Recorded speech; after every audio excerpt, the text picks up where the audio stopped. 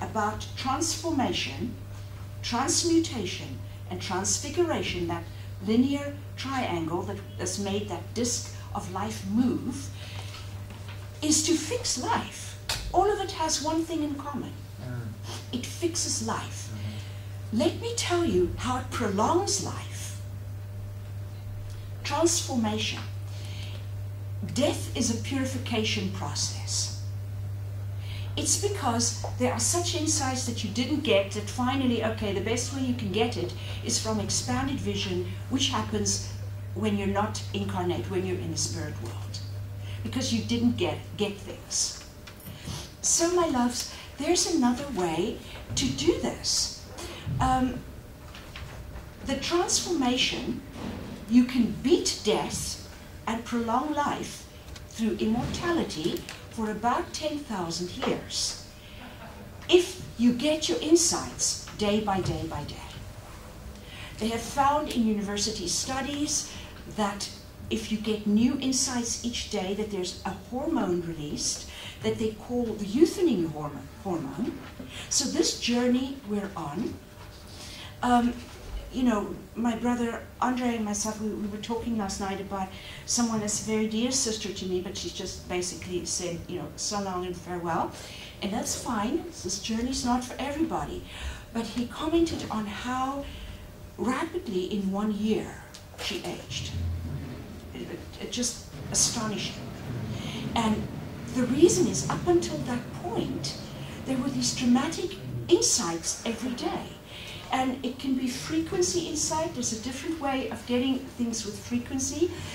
But my brothers and sisters, what it does is release the hormone, the youth hormone. Because as you get the insight, the old drops away. And it makes the purification ritual called death unnecessary for a very long time.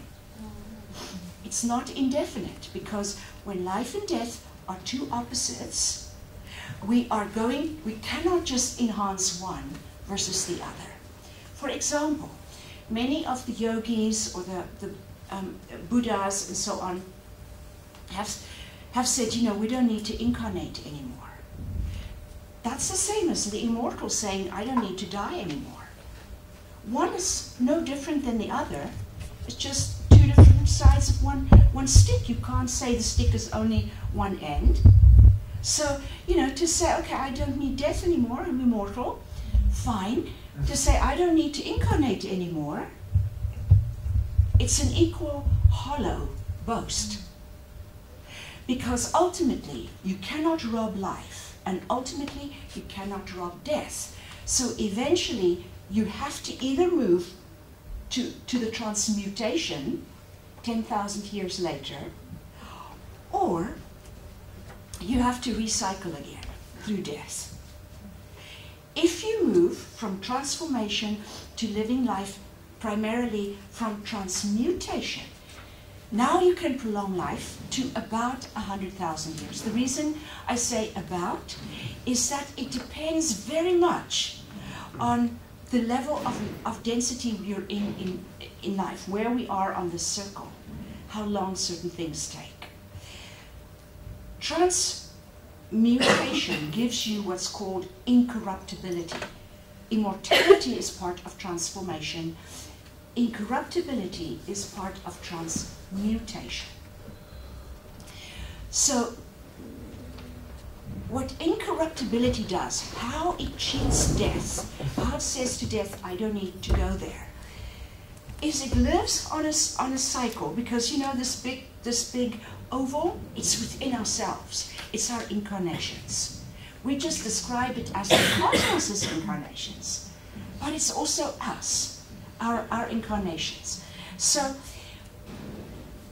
when it's time for death to take place, what the transmutation does is it just moves you up to where your next incarnation would have been. So now you've skipped this detour, you see, and you move to where your next incarnation would have been. So in that way, you can prolong life very long time. You don't need a new body, do we? The body does renew itself through its frequency. Because if you're on the frequency going upwards, there's a whole new body that is there. And it just renews itself. Just the way the lead turns to gold, the body turns to the next level, which is gold. And the next and the next. So it moves out of the way of where it has to pay the price of death. When you go to transfiguration, you know, I've been using that, and I don't know if there is an end to it. I would suspect not, because of the, you know, it just is an indefinite sequence of zeros. So my brothers and sisters, there you just come and you reshape yourself. Sometimes I look in the mirror and I say, it's time, you know, it's just time to renew the body. And then you go out and you come back in. What makes it martyrdom like? How does it affect? You said you gain from it, but at the same time it's taxing on you. So yes. That seems contradictory. Yes, it is. It's like a forced pace. It's like the feminine. She can't get out of her 4 little cycles, okay? But she's being forced by the masculine. And so she keeps bumping her head, you know, as he moves downward. It's a forced pace, Jennifer, and it's sometimes not very easy for the nervous system. And so it feels very stressful. Yes, Mark, go ahead. In fact, you've just said that you suspect that the way of transfiguration does never end. Yes. But we know there is something beyond the Yes. triangle of linear change. So there would be a state, at You're least, right. beyond transfiguration. Yes. And I suspect this would be the state of the gods of Agawavanti, since they've been around for trillions of years. Yes. So, is that the case? Let me look at that statement. Okay, let me look at that.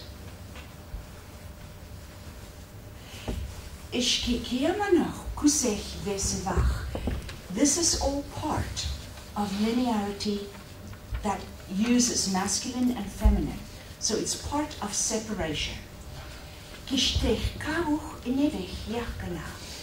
Anything that has entered into separation has an end. So I'm wrong? You're absolutely right. Anything that has entered into separation must have an end because it had a beginning.